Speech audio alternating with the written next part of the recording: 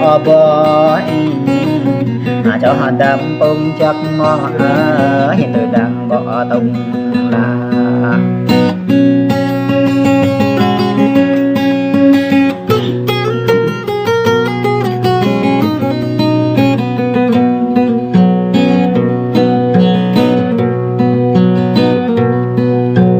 cho họ đâm thắt từ đang bỏ càng cho đâm về khổ mơ người đang bỏ mồ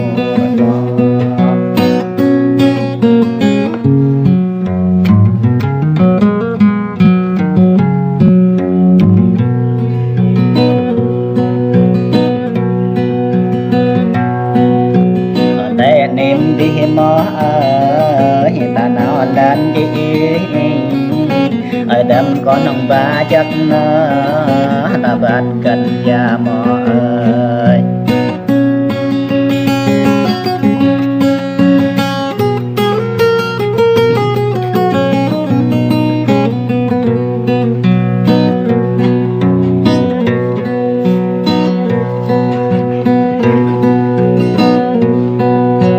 đâm có nông trông chất ta bắt đi thong cái mơ đâm còn nằm rụt chắc mò từ còn nằm tươi chắc